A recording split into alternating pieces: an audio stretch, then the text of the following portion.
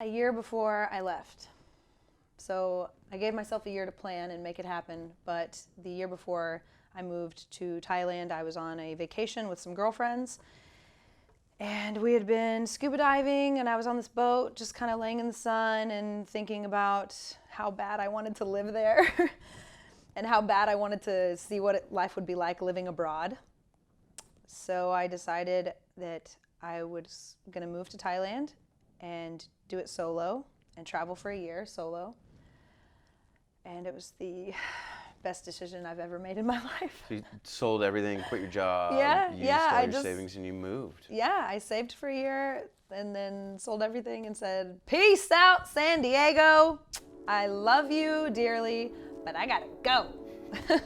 I went to Texas, said my goodbyes to my family and friends, and then I was out, and it was so scary, but like I said, changed my life.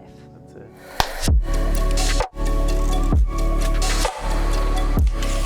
Ladies and gentlemen, I am Dr. Larry Burchett, and as I see every day in the ER, life can change in a moment. On this show, we tell the stories that matter most, after which we are never the same. Yeah! This is season 2. We're doing some things different. Season 2! And you... Listen, that is your microphone. Season 2! That is your camera. I get excited. There's just too many, We have an incredible guest for you today. She made me put this on, by the way. This was not my idea. But You it looks like good, it. though. Well, yeah, part of it. I like part of it. Likes it. You likes it. Sarah Sunshine, welcome to the show. Thank you, Larry. Thank you for having me. It was nice to meet you today. So nice to meet you. I like your setup. So I know you because I saw you on a TV show. Oh, Lord have mercy. Did you know? Do you remember that? It's been a while. Do I remember it? No, I totally forgot that time I was prancing on the stage in a bikini in front of thousands of people. It was one of these like one night dating things, and I was like, oh, she seems really cool. Thank you. Yeah, no, I think it. You know what? Can I tell you something about that show? Yeah. I asked What was the name of that show? Oh, God, The Proposal. Yeah. So that was I think that was like, I forgot how many months before I left for Asia. Can't remember, but I asked one of the people on the show about wearing a costume on stage, and looking back, I really wish I would have just done it because, it's just, you're supposed to be yourself and show who you really are. You and I should have came out there like rocking this. You should have. That bikini round, Why not? Just throw this on, come out there and yell at everybody and get the crowd all hyped up. You are welcome to do that here on this show. Pick me! Are you a Mexican wrestler? Like, is this? This is just. Because you could be. Sarah Sunshine. This is just me. I just like to wear costumes and dress up. Anyone that knows me knows, like, if they go camping or hiking with me, or if we go on outdoor adventures, 9 times out of 10 I have like either wigs or masks or something ridiculous, just because I like to play outside in costumes. It's a lot of fun, and I do what I want. You sure do, cowgirl. We want everybody to know they're. You can no, it's acceptable. As if, do you care? But do you care?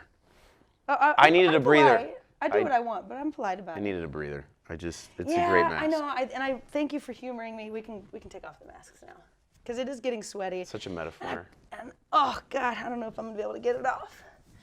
Woo, doggy. Woo. Did you need a hand, or you got that? Woo. Ooh, it is a Texas summer in here, my Lord. Is it really not coming off? No, it's gonna come off. It's just, will you untie it?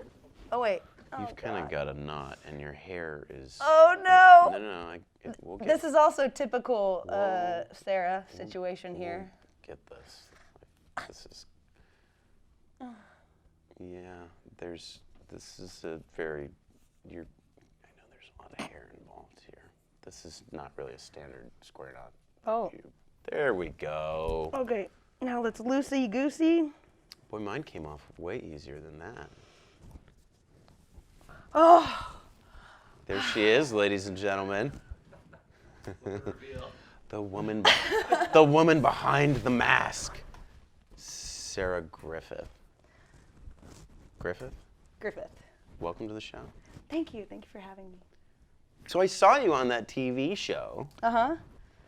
And I followed you. I didn't know that's how you found me. Yeah, I followed you on Instagram. No, because I told you. I was like, hey, I thought you were great on the show. Oh, yeah, okay, all right. Because it brought me back to my old bachelor days of getting sent home. And I was like, oh, no. Getting sent home? Were you on dating shows? I was on, yes. Multiple dating shows? No. You know what I really, I don't watch, I don't really watch TV anymore or any of that stuff, but was it Love Island? That would be enticing. I don't know that. What's is that one? Bunch of people go to is it like Survivor plus The Bachelor or something? I'm not sure about the format, but it looks pretty incredible. It looks like a fun vacation. It looks like a lot of fun, and you're in a tropical paradise looking for love. Put him on my Sounds lap. Just so romantic, If you find it sure does. So, okay. Welcome to the show. Thank you. Really, thank you for being here. here. The show was a lot of fun. I was actually really happy that I did that. It was... The proposal. Yeah, it was a lot Why of fun. were you happy that you did it? Because it was fun. And it was intimidating. And when something is intimidating or scary to me, even in the slightest, then I want to do it. Like, if something scares me, then I'm like, oh, I got to do it now because it scares me. It freaks me out. Yeah, I like that. And I wanted to be on camera, and I thought it would be fun, and I was like, ooh. Attracted to things that kind of scare you like that. Yeah, and it was a lot of fun. That show there was a bunch of women and one guy, and I think in the course of a couple hours, he's supposed to meet, sift through, and then propose to one of them, right? That's it was kind of like a speed blind dating. you can't, the women can't see, we couldn't see the guy. He could see us. Oh, he could see you, but you couldn't see him. Right, and he was, we could just hear his voice, and he was asking us questions and narrowing it down. It felt kind of like a beauty pageant. Everyone steps up there and says, "Hi, I'm from wherever, and I love puppies and pick me." And I'm really good on the piano. What? And I'm really good on the piano. That's on my the piano. talent. And you share about yourself, and then he asks personal questions to try to decide to sift through and see like where his potential mate is. And yeah, it was a lot of fun. I remember you really cool. made it a little bit, and then I don't remember who you didn't end up in the end. I don't remember where I was in the top 3. That was fun. Did you? Is but that the dude what it was 27, and that's like. Is that too young? Yeah. Is that what that means? Yeah, for me. Okay. Too young. Mm-hmm. I wonder if he's still with that girl. I was 33 at the time. No, they're not. But they made some cute videos, and they're still friends, or they were friends, and But no, they're not together. But sometimes on those shows, they do end up together, and it's cool when that happens. You never know. Love can happen anywhere. You never know when it's going to happen. So why not take a chance and go on the dating show and see what happens, right? Why not? Why not? Why not? What are you going to talk about on the show today? Do you have a moment? What would you like? Oh, a moment. Okay. I didn't have a specific story that I thought I should share. I have a million stories from this last year. Let's get into that. So I saw you on the show, and then I remember following your Instagram. I'm like, God, that girl just travels everywhere. Yeah. And my life. Yeah, it That's turns my life out. now. So when was the moment that you started that? It Do you remember was in November of 2018. I booked a one-way flight to Chiang Mai. Left everything and everyone I know. To where? Chiang Mai, Thailand. Thailand, okay. And I started a new life in Southeast Asia. And that my plan was to spend a year solo traveling in Southeast Asia. And that inevitably turned into the craziest, just wildest, best year of my entire life. It was life-changing for sure. The entire year was it was crazy. Looks Which like is it. why I can't stop now. I've always been a traveler, and I always loved traveling, But when I was traveling, I think like most people, I would just work really, really hard and save a bunch of money and then take like a 2-week trip somewhere, right, with friends, and have this amazing vacation, but always go back to the work grind. And like I felt like I was always working to make money for my next trip because all I wanted to do was travel, like all the time. And I always have. I've always wanted to see the world and then also live in another country. I've never lived in another country before, and that was also something on my bucket list. Like, I've never lived abroad. I want to do that and really experience places, not just go for a couple weeks or even a month and rush to try to soak everything in. When you're on vacation, it's completely different from when you're like living somewhere. So different. You know, and vacations often don't really give you enough time to fully immerse yourself in the culture and get to know the people. And when you live there and you work there, I think that's the best way to come to know a place and its culture, is to work there and work with the people and be involved in the community and build relationships. And you know, that is when you really get to know a place. So living abroad was always intriguing, and I always wanted to do it. And I started realizing, like, what am I waiting for? I need to do this. And I was so scared, like on that flight over, I was freaking out. I was just nervous, thinking like, what the hell am I doing right now? Is this, like, how long am I gonna last out there? I had a lot of what ifs in my head, and I kept thinking about all the bad things that could happen. Mm-hmm. And then what were the bad things? Oh, I get killed, kidnapped. Right, Raped, murdered, whatever. That would be the worst. Yeah, that would suck. There's just so many things that could go wrong. But when you make a list of the pros and the cons, and you're saying, well, what if all these bad things, and then you're thinking about the good that could come of it, and like the worst thing that could happen is if I don't go, and then I spend the rest of my life thinking about it and dreaming about it, and then I regret when I'm older not doing it. I don't want to live a life of regret. I don't want to go, God, I should have done this. I should have done this. Oh, if I only had more time. If I only this, that, blah, blah, blah, blah, blah. Yeah. If there's something I really am like dreaming about and I really want to do it and it's on my bucket list, I'm going to just do it now while I have my youth and my strength. Totally. And not play this waiting game and keep putting it off and putting it off and putting it off, because that's what I've been doing all my life. Just traveling when I thought I was able to, and now I've created a life that allows me to continually travel. And so I'm leaving again in 8 days, and I'm moving to South America, and I'm so excited. I cannot wait. And I'm just going to do another year of travel, and then I'll come visit for the holidays and see family and friends, and I'll come home. I can come home anytime, whenever I want. That's the other thing that's great about it. Mm-hmm. If you are out there and you feel like you can't handle it, or some bad things do happen, book a flight and send your ass home. I mean, it's that easy, you know? So it was hands down the best decision I've ever made in my life to move to Southeast Asia and take this year to solo travel. And that's one of the biggest things that made it so rewarding for me, was the fact that I went at it alone. And I was so scared. And then now looking back, I kind of laugh about it. I'm like, I can't believe I was so scared. Like, what was I so scared of, you know?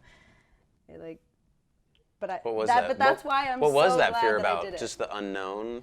Oh, big time fear of the unknown, which 9 times out of 10, I mean, that's what all of our fears are. All of our fears are based on is ignorance. Was that, who said that? Fear always springs from ignorance. It's the not knowing. It freaks us out. Ralph Waldo Emerson. I'll take your word for it. So I'm really interested to learn how you figured out how to get jobs and make money and turn this from a life of traveling for a couple weeks, going back and working and traveling again, to like a lifestyle of traveling. Yeah. But how did you finally take that jump? When did you make that decision? So like, what were you doing? You were working. What was your job? Where were you living? And like, how did you finally make that decision? I was planning on the move a year before I actually made the move, because I took a trip to Thailand with some girlfriends, and it was my first time in Southeast Asia. And I remember laying back on this little long-tail boat, floating out in the Maya Bay area. Had been scuba diving all day, and we're just on these just beautiful boats out in the middle of nowhere, and it was just incredible. And I was laying on that boat just admiring the beauty, and I thought, my God, I need to live here. Like, why don't I live here? The cost of living is ridiculously cheap. The people are incredibly kind, and they call it the land of smiles for a reason. I love I'm obsessed with Thai food. I love the language. I started speaking a little Thai. I love everything about the country, and because I fell in love with it at that moment, I thought, man, this would be a great place for me to start that journey I've always dreamed about, that solo traveling that I always thought would be so cool to do. This would be a good place to start, since I've been here before. I know I love it. And then I can just see where it takes me from there and just go all around Southeast Asia, really go wherever I want. It's a very cool feeling to know that, and know now. At the time I didn't know how I was going to be able to do it, but now I'm like, wow, I can go wherever I want. And that kind of freedom, wow, it just feels really, really good. Wow. And I did not have that freedom before.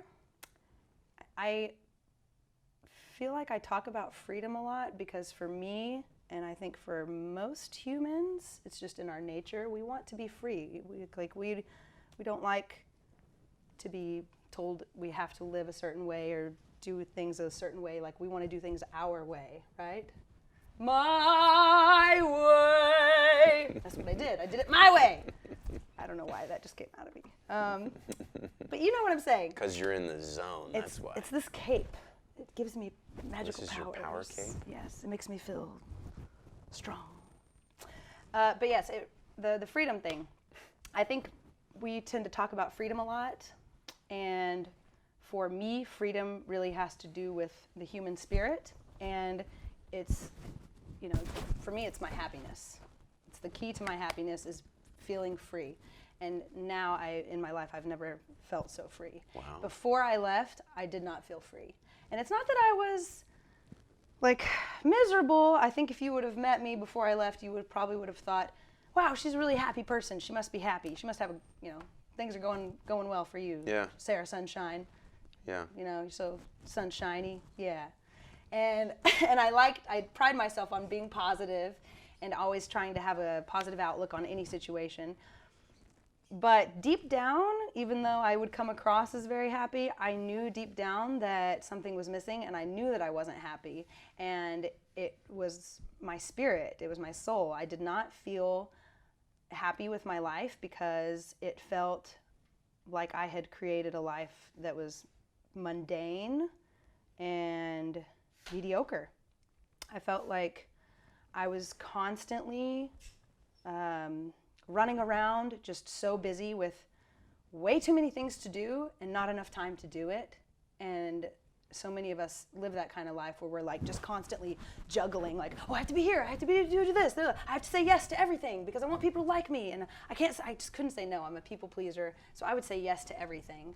And I felt like I was always juggling jobs and juggling relationships even, and just in this constant like yes mode, and like stretching myself thin to have a social life and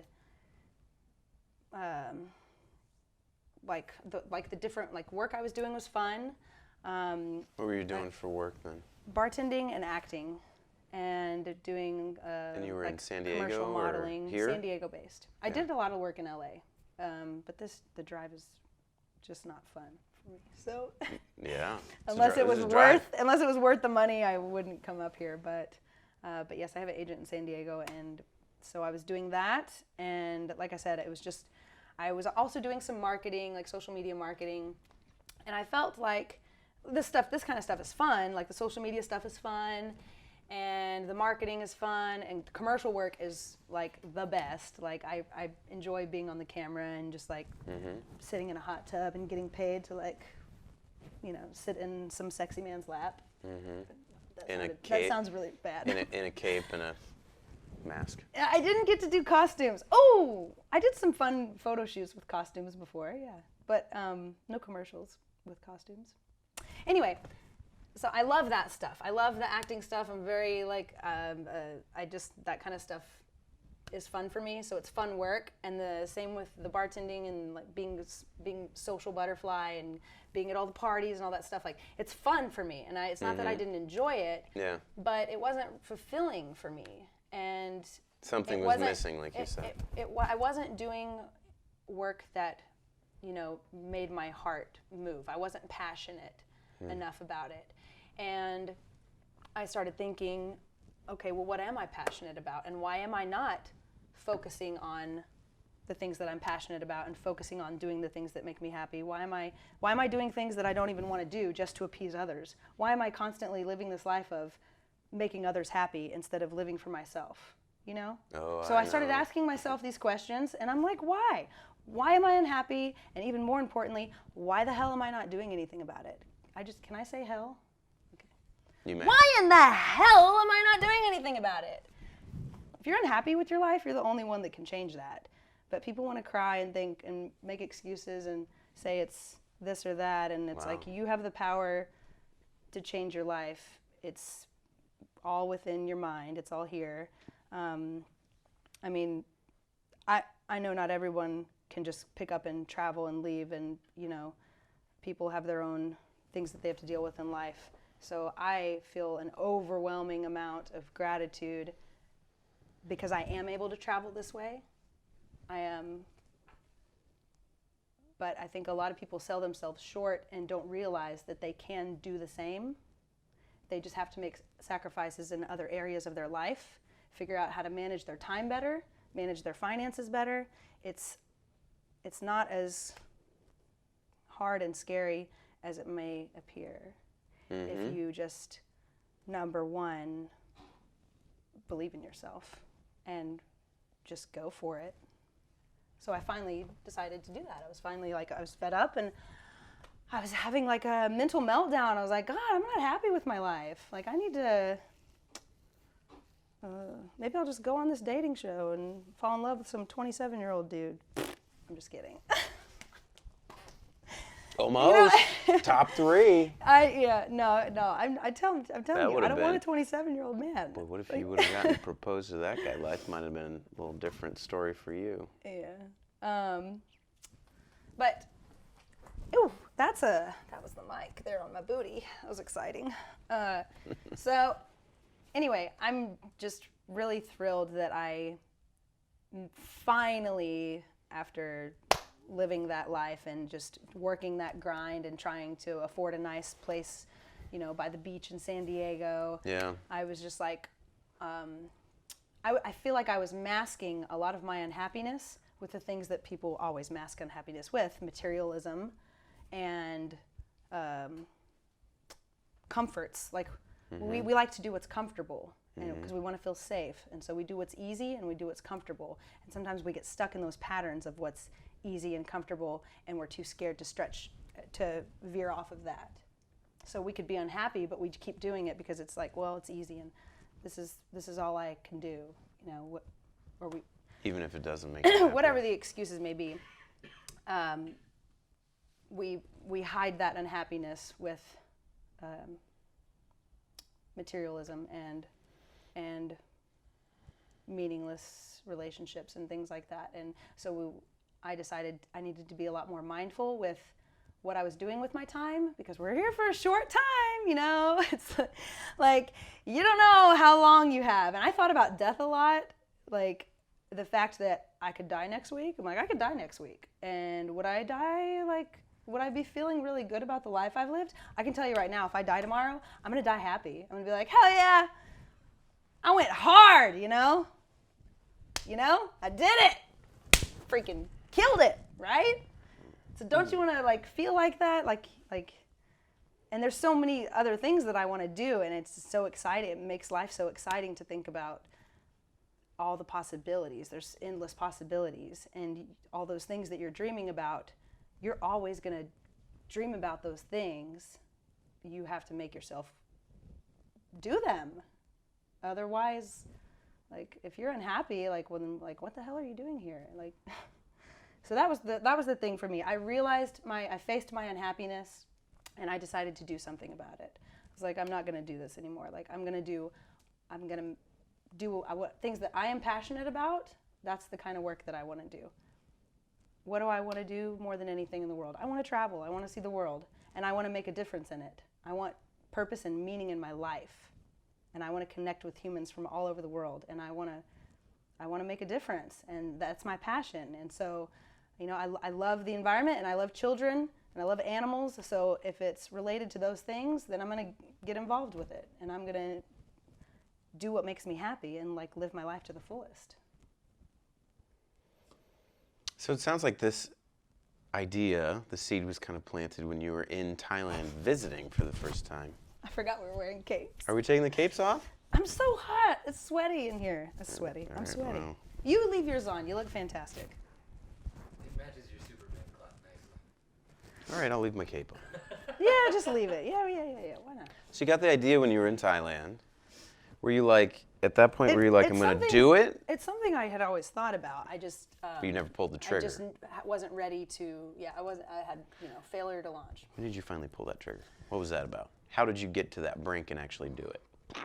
I think it was when I took that first trip, and then I spent the next year planning and saving for that trip. So let's talk practically about money. So you saved some money. Mm-hmm. Did you like quit your job, sell everything, say goodbye, I'm not coming back, one-way ticket kind of thing? Yeah. So That's exactly what I did. But I didn't say I'm not coming back. I said, hey, see you next year. One-way ticket, yeah. Yeah.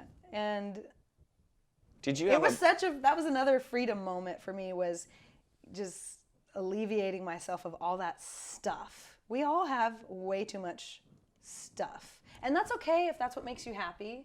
I'm not trying to like I think it's a pretty studied thing that stuff doesn't make you as happy as experiences. Exactly, and everybody knows it. And we are living in such a consumer-based society where that's the focus, is consume, consume, consume, consume. And that's what we do. And we just get into this pattern of work, consume, compete with your peers, and repeat. That's like, work, consume, compete, repeat. Like, that's the grind. And all you hear is people, I don't want to go to work. I hate my job. You hate your job? Find a different job. Quit complaining about it. Jesus. I'm sorry, but people are just crying, and they need to just suck it up and go live in another country and then come back and tell me how grateful you are for that freaking awesome bed that you have. Okay? Like, shut up. Life is not that hard. I'm not saying it's not for some. Mm-hmm. I'm just saying the ones that have it pretty good, but they want to complain, like, you're the only one that can change that. So just shut up and do something about it. Rawr, you tell them. God! No, I think there's a lot of truth in what you're saying. There's you can always find something different. I know I know how hard it is, because I've been there and I did it. I was miserable. I enjoyed my work. I just needed more in my life, and I knew that I had this list of things I wanted to do, and I was like, why am I waiting? Why wait? I had this idea. Good point. I growing up and as a child and being from the South, being from Texas, I had just this impression, this is me personally, that my life was supposed to be a certain way, that I was supposed to go to college, rush into a career, rush into a marriage, get married, in my early 20s, get a house, start popping out the babies.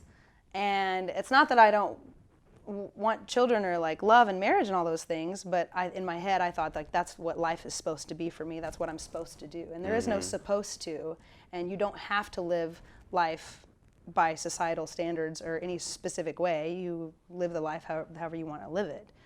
And so I want a travel life. I want to travel forever. I mean, I'm not saying I won't ever settle down, but whoever I settle down with is going to travel the world with me. Like, I'm not going to stop. And I don't know. It was just me realizing that I wasn't living to my full potential, and I wanted more in my life. And I was out to find meaning and purpose, and I didn't realize it was going to be such a soul journey. Like when I first was planning this year of travel, in my head I thought, it's gonna be so much fun. I have this like list, I'm gonna go here, I'm gonna go to all these places, I'm gonna meet so many people, it's gonna be so much fun. I knew it was gonna be life-changing, I knew I was gonna learn a lot, but I had no idea how it would change me internally. I had no idea what the amount of mental and spiritual growth. I didn't know how much of that was gonna occur until it was happening. And then when I came home, sorry, I'm emotional. And when I came home, it just kind of all hit me. And I never felt more proud of myself. And I never felt more strong and confident in myself and my capabilities. And I thought, wow, when you tell people you're going to go travel the world for a year, not everyone's supportive, and most of them are, and some of them pretend to be, and they're like, oh, you sure you want to do that? And like, but why? Why don't you want to live in America? But why? And some people didn't really understand. And then when I came home and they saw me and talked to me, then they're like, okay, I get it. I get why you need to be out there. I understand. Because for you, that's your heart and soul. That's what you love. You're doing what you love, and that's okay. So keep doing you, do what you love. And I just, it just felt so liberating. What were you thinking about when you said you came home and you got emotional? Oh, when I got home, it was like a kind of a rough transition. This is like within the last month or whatever. Yeah, You've been gone a year. Well, yeah, a couple months ago. Yeah, I was gone for a year, and then when I came home, just the first, I would say, couple of weeks were a little rough. Not just mentally, physically as well. I didn't poop for 6 days. Sorry, sorry for getting personal no such here. thing as TMI. But that was ridiculous. I was freaking out. Change in diet or something, or? Yeah. Well, reintroducing American food into my diet, and I was eating Mexican food every day because I'm obsessed with Mexican food. I was dreaming about it in Vietnam. So I was on a cleaner diet, and I was. When I was in Vietnam specifically, and most of the time I was traveling, I wasn't really eating meat except seafood, but I was cutting all the other meats out and not doing so much dairy because they just don't use it as much over there. And so when I came home, I was just like going to town on Mexican food and Italian food, and like just go. When you're coming home, like everyone wants to go out to eat and get drinks and stuff. So I'm like drinking and eating out and eating these like, just really heavy meals, and everything's processed. And then I have the choice to eat clean, but when I got home, I didn't want to. I was just eating a bunch of junk. So that was part of it. I think part of it was also stress. Look, Okay, keep telling me about your constipation. Okay.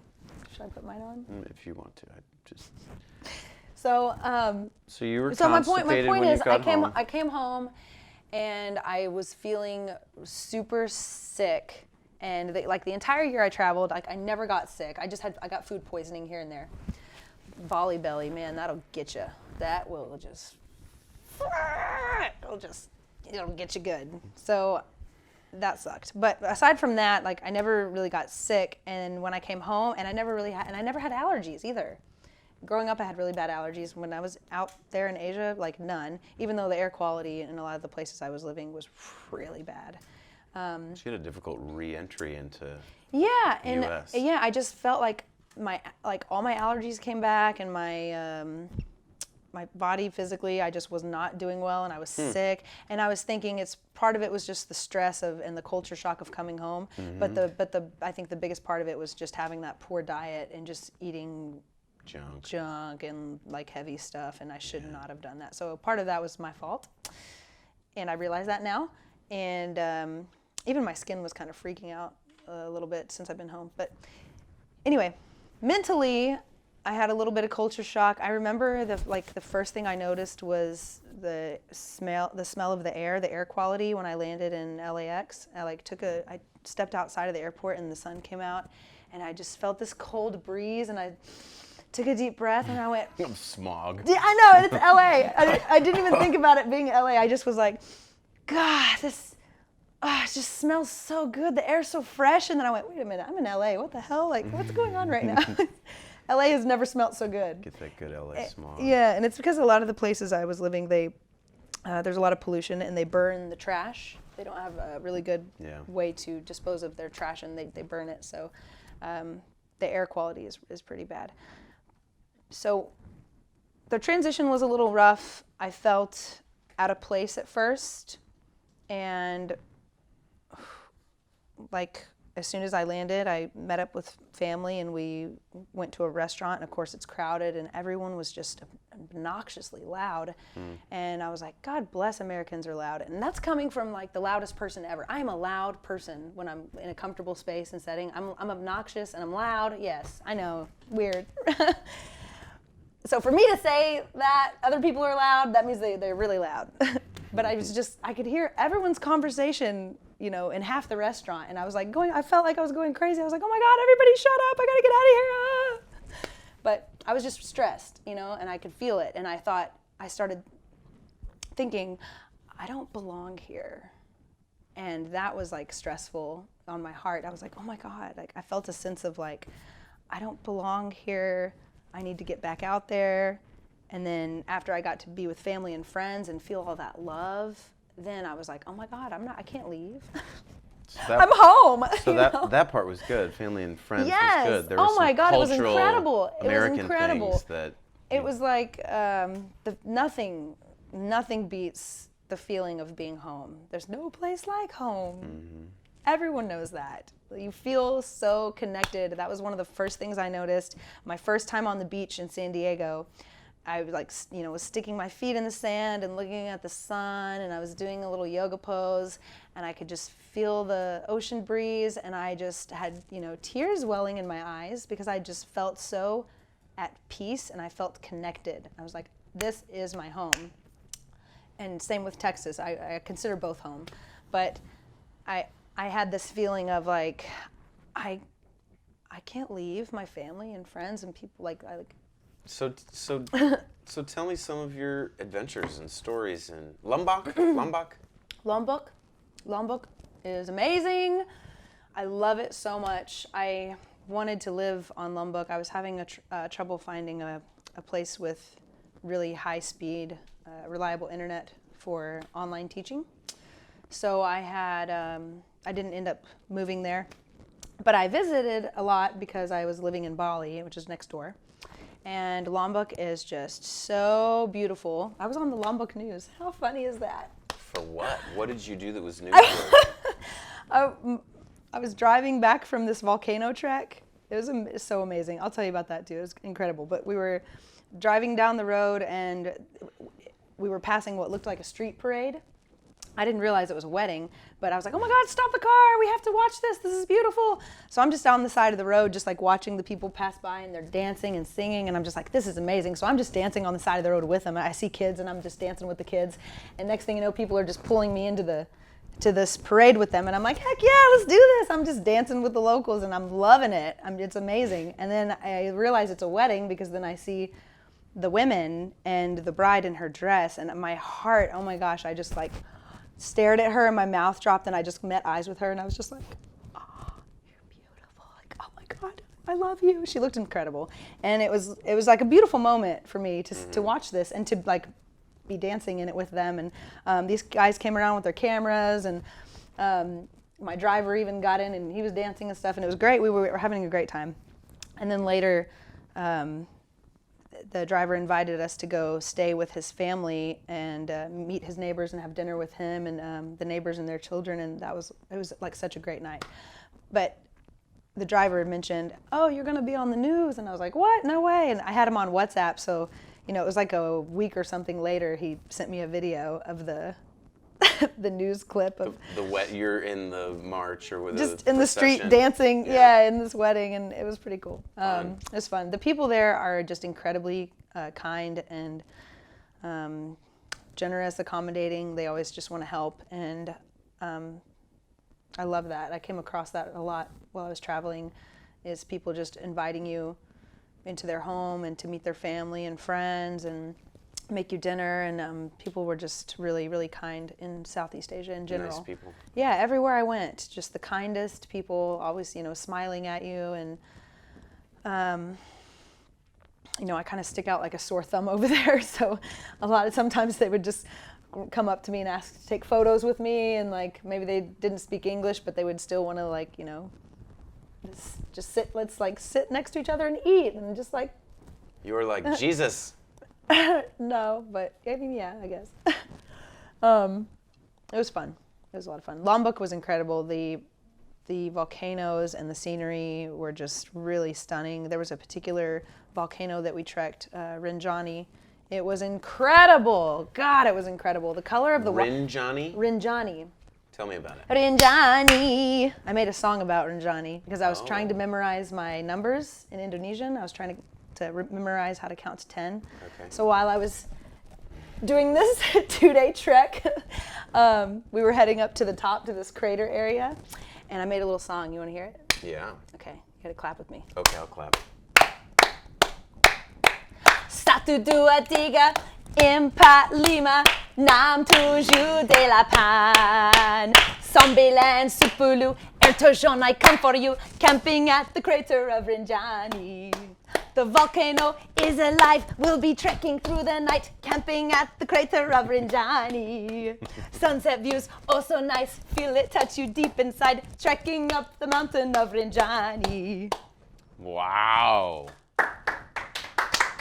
Wait, you like it? You like it? You like it? You like it? What? That was 1 to 10? That was, yeah. 1, 2, 3, 4, 5, 6, 7, 8, 9, 10, It works. You want to memorize something, you just make a little song and you're good. That did work. Yeah, okay, Rinjani was incredible. The trekking was incredible. I did a lot of Let me hiking. ask you this. A lot of hiking, a lot of. How did you? So you went over there with some savings, and then how long did you burn through that? Pretty quickly. A month or two? No, it wasn't that quick. I saved 3 a lot. months? How many months did you last on savings? Almost the year, because I worked while I was traveling. So how did here's you? what I This is what I did. want. For somebody who's like, oh wow, how did you do that? I want like a playbook for them. Okay. How did you get a job? Where did you stay? Da da da da da da. I Because stayed you're so gonna many do this places. again, and when you do it again, you know how to play the game. So help tell people that. So how did you? How did you work? My How did you main find source jobs? of income was online teaching, which I love because the freedom of it, and it's really good pay. And I like to be on camera, and I like to hang out with the kiddos. So it's kind of perfect for me. Online teaching. Online teaching, live teaching. Who are you teaching? It's like online tutoring. My students are in China, and most online. And is this English or Yes. just okay? So you didn't have like local jobs in. I did also. I did both, but 9 times out of 10, except for one school, I was actually volunteering. So I was working for free because I like to be around the kids, and I wasn't getting the human interaction online. But online pays so well that it made me not really want to try to go towards the working in schools as much.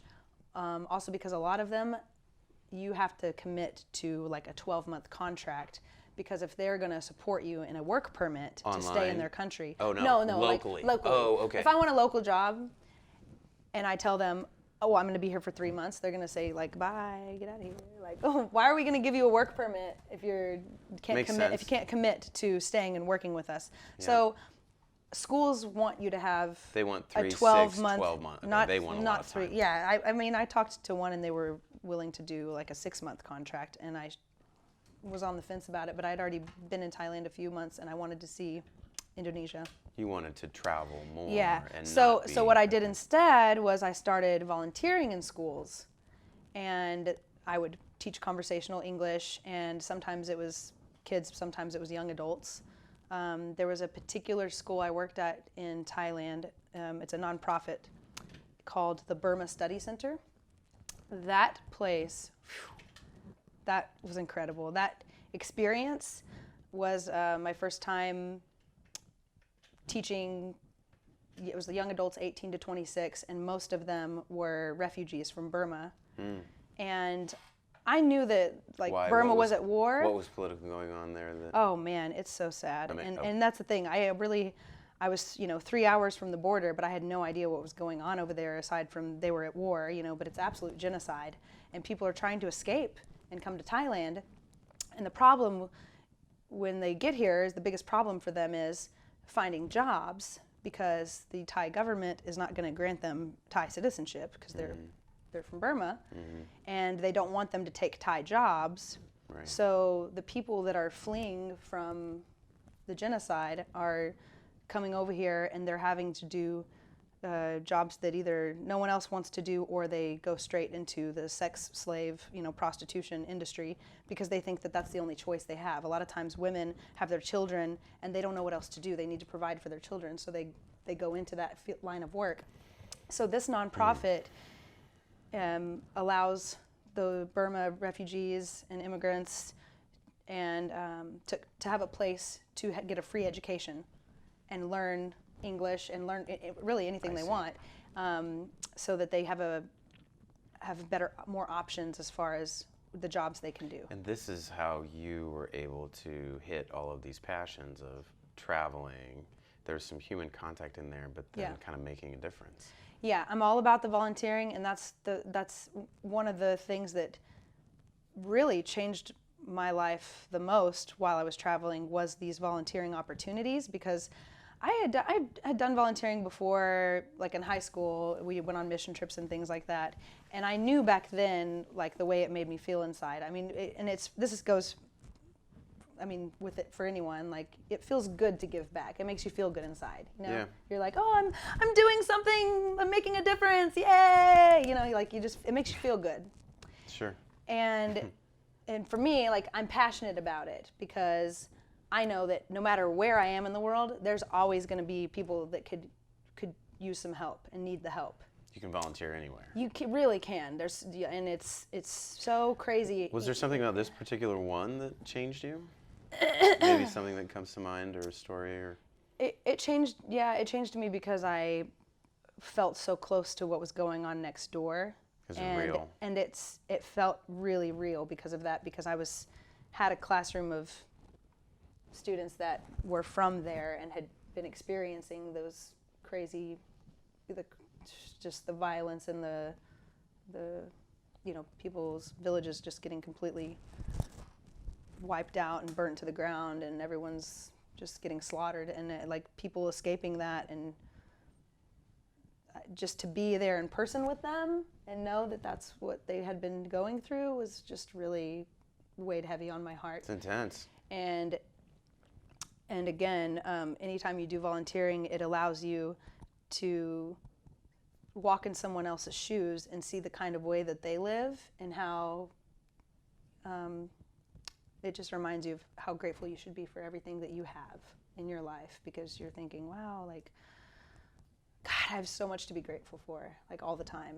And I found myself the entire time while I was traveling, I just kept reminding myself to always have gratitude and be thankful and never complain about anything, because like, what do I have to complain about really? Like, got it pretty damn good. This whole year puts things into perspective. Oh, for sure. And it's the volunteering, the volunteering is what really struck my heartstrings. And when I the more I did it, the more I wanted to do it. And if it was, like I said, related to environmental work or children, then I'm like, yes, that's what I need to be doing. So I was doing beach cleanups and working with different nonprofits. How long would you work with these? Because I know you said this freedom and seeing other places was important too. So was this like a month or two or weeks, and you kind of would find another one, or sometimes it would be bounce? like with the Burma Study Center, that was a month. With Trash Hero, it was multiple months because I actually came across them living in Koh Lanta, Thailand. Met them, thought, wow, you guys are doing incredible work, and they're all over Southeast Asia. They were in Indonesia as well, and I saw that they were in Vietnam. I wasn't close to them. I didn't meet them there, but whenever I moved, I would find, oh wow, Trash Hero does clean. It's a Trash Hero. What Trash do they do? Hero. They go and they clean up the trash, and I love what they're doing. And you can find them on Facebook. Like I said, they are global. It's a global cleanup community. It's incredible. It's a great thing to be a part of. They also they install water refill stations and sell reusable, I think they're aluminum bottles, to promote. The trash tag challenge? To promote. Did they start the trash tag challenge? I'm not sure if that was them or not. But the trash tag challenge is amazing, and I'm really glad you brought that up because I have a challenge for you. Oh. Join the community, and be part of the 10 Waste Challenge. What's the 10 Waste Challenge? The 10 Waste Challenge is a cleanup challenge. It's on Instagram, and the challenge is very simple. Take 10 minutes out of your day. Go have yourself a little cleanup. Clean everything. Snap a little photo with your. I'm cleaning somewhere outside that's dirty. Trash, yeah. Okay. Yeah, go out and clean up. Take a photo with your collection.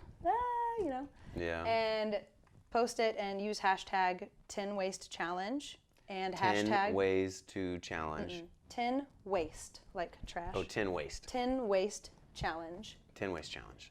And also use the hashtag useful selfie. Okay. Then we repost people's photos from all over the world on the this is challenge part of this page. organization. Yeah. Yes, and it's incredible, and it's so cool because it's all over the world. You see people out cleaning up, and Cool. And it's just really motivational. It's really inspiring. I'm really happy to be a part of it. It's been That's great. really cool. But also you find Trash Hero and follow them. Also Big Blue Ocean Cleanup is another one. There are so many organizations that you can find that you can join and be a part of, and they're always looking for extra hands to help clean. And no matter where you are in the world, there's going to be ways to help out and clean up, like I was just cleaning at Balboa Park the other day, and it's a really nice, really well-maintained park, and I'm just strolling along, and I'm like, oh, just this huge area of trash, and just clean it up. Yeah, Just clean it up. Do your part. Cut back on the plastic use, and that's another thing I've really been trying to promote while I'm traveling. Like, I want to inspire people to travel more and to travel mindful, and to do that by being sort of like an eco-tourist, if you will, and finding little ways to What are other little ways to limit be their an eco usage. to travel? Don't go anywhere without your reusable bottle. Always have a reusable bottle. Don't use plastic, right? Okay. Carry your straw. Like I have a straw on my key. I have too many straws, but Okay. steel and bamboo straws. Carry your straws with you. This is gonna sound weird. Like, I don't have a lot of space. I can fit everything I own into 2 backpacks, right? And so some of the stuff I really don't need it, but I want to have it with me just because it helps me cut back on my plastic usage. What's so like in- Tupperware, for instance. What's in your bag? These 2 bags you own of all your stuff. What do you Camera have? gear, some clothes, some supplements, because I'm one of those crazy supplement freaks. What else is in there? My tripod's gone. That's about it, huh? 2 pairs of shoes. What else do I have in there? It doesn't sound like much, but when I load that pack up, it's a lot of stuff. I definitely overpack, and I've done a really great job over this. This last year has really taught me what I can live without, like what I can do without, and These are the essentials, huh? and yeah, I might have a couple costumes in there. I'm definitely funny, right? I just own 2 backpacks, but I've got. But I have costumes. I got 2 costumes with Mexican wrestling masks. Not. Yeah, I have this Supergirl costume. I think I'm going to wear to Carnival in Brazil. I haven't decided what I'm going to wear to Carnival yet. You're going to Carnival. So wait a minute. I'm going to Carnival. So in the backpack, let's review this. You got 2 backpacks, very minimalist. How many costumes are in those 2 backpacks? I'm probably just going to bring a couple. Yeah, I don't have a lot of extra space. But the things that I do make space for are like the straws, and I have a Tupperware because if I'm eating anywhere and I want to take food to go, I don't want to use plastic. Interesting. Okay. Another weird thing, I have a protein shaker, don't need that, but in Southeast Asia there's always, smoothie stands and like juice stands. Yeah. I don't know if you noticed. They're everywhere at the market, and I always want smoothies and juice, so I bring my bottle and let them just do it on let your them fill it bottle. out and tell my Lord, like no straw. What is let 'em what fill is no that, straw again? My Lord. Myolod. Meow. He's like, Meow. no, meow. Meow. Got it. So anyway, I'm starting my YouTube channel, and my goal. Where can people follow you and your YouTube channel and all this? My YouTube channel is Chasing Sunshine. There's absolutely nothing posted Chasing on it yet. Sunshine. Well, by the time this comes out, there will be, probably. Yeah, we'll see. I'm kind of intimidated by it, but yes. Yeah, I thought you liked things that scared you. I do. That's why I'm doing it. I'm really doing it because I really am passionate about promoting mindful travel. Do it. And I want to show people how easy it can be to give back to the places you travel to. Yeah, especially if you're on a time crunch and you only have 2 weeks. Like, I can tell you good, mix that in good with places to go. pointers of how to do it and how to pack and how to make money. Yeah, and volunteer. I basically want to invite people to travel with me and see what it's like to live abroad on your own, solo traveling, and find ways to volunteer and give back. So let me summarize this thing. So you were living and working in San Diego, doing some kind of acting, modeling, bartending. It sounded like you had a fine marketing. You had a fine life, but something was missing. You had some kind of degree of unhappiness. And after a 2-week trip in Thailand, at some point you made a decision, which you've been thinking about for a while, to just sell it all and get that one-way ticket and go to Southeast Asia. And you had some savings, you kind of worked online, you volunteered, you had some adventures and hikes and met people. I got a random commercial gig for a dating app in Bali. Isn't that fun? That is fun. I almost moved to Bangkok because I wanted to be in a Thai commercial, but I never did. And now you're going to do it again. You're going I'm to do it South. again. So where are you going this time? Brazil! Are you going to be in Brazil the whole time? No, I'm just going to start there. I'll probably be in Brazil for 3 months. Brazil's huge. I say I have plans, but my mind changes with the wind, and that's why I don't like to plan ahead too far. And this is just going to be you doing your thing. When I get to Brazil, I'm meeting a friend that I actually met I actually met her on Instagram like a year before I actually met her. Kind of crazy story. I met her in person for the first time in Indonesia. She's in Rio right now, so I'm actually going to meet her in Brazil. So I'll have a friend for a while. And then after Brazil, I'll probably hit up Peru, Ecuador, Colombia, and then Central America. There's some volunteering opportunities in Central America that look amazing.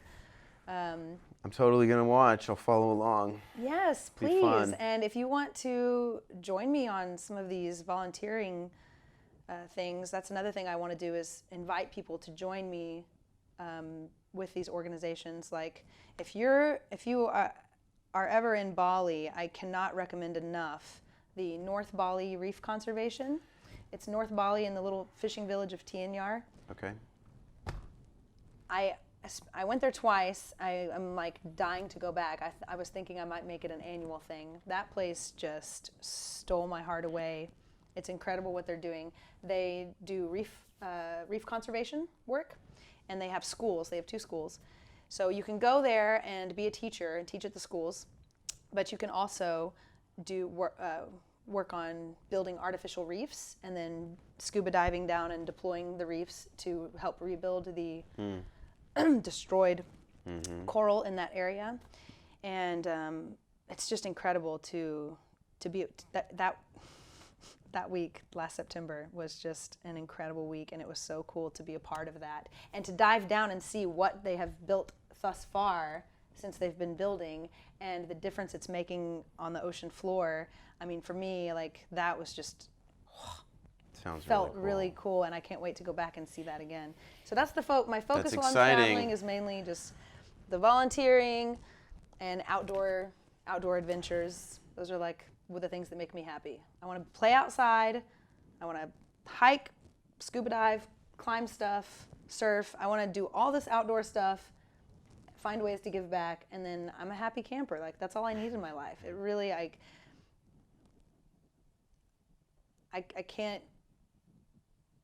I don't even know what words to use, like how to explain like the way my life has changed. Like, I'm never going to be the same. I've walked through a door and there's no going back now.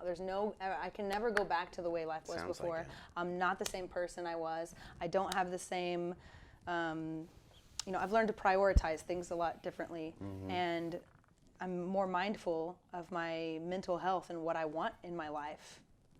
I've realized that every day that I'm alive is such an opportunity to learn about the world and learn what kind of role I would like to play in it, And we should all want that. Like, that's what makes life good. That's what makes life worth living, Just been great. Yeah. I feel like I left out a lot of stuff. Oh, I wanted to give a shout out about this. Speaking about the plastic pollution, another thing this year of travel made me realize how the severity of the plastic pollution crisis going on. I mean, you hear about it, especially like in California, like we know that there's a crisis. We hear about it, we watch the documentaries, but when you see it in person, it takes a toll on you and it puts things into perspective. So like, yes, we have a problem on our hands, but then when you're like surfing and you like plastic bags are in your hand, or it's like washing up and slapping you in the legs, and you spend 30 minutes cleaning a beach and you have like bags and bags of trash. Like, to see it in person really struck me as well and made me also think, oh my God, like I need to, at the very least, spread the word and spread awareness so people realize how bad it really is. They say by 2050, there's going to be more plastic in the ocean than fish. How scary is that? Does that not like make you sad to think about? Crazy. That makes me so sad, and I can't just like stand here and not want to do something about it. Okay, so can I tell you about this dress? Yeah, I was gonna say, tell people about that, and then we will wrap up. Okay, cool. So this is my travel dress. It is made by the brand Ocean Goddess, and it is made from recycled nylon. It's made from plastic and... Can I touch it? Yeah. Ghost fishing nets, carpets, and plastic that is taken It's from... like a dress to me. Yeah, it's nice, stretchy, super soft material, but it's recycled plastic from the ocean, which is amazing. Ocean Goddesses just teamed up with Ocean Mimic, and they are now, for every piece sold, they pull 1 kilogram of plastic out of the ocean. That's great. And they promote marine life conservation, and it's amazing and incredible what they're doing. I met the owner of this company and got this dress from her. And where can people find this if they're interested? On Instagram, and it's at Ocean Goddesses. And they're Ocean Goddess. Yes, and there's a link with the website there.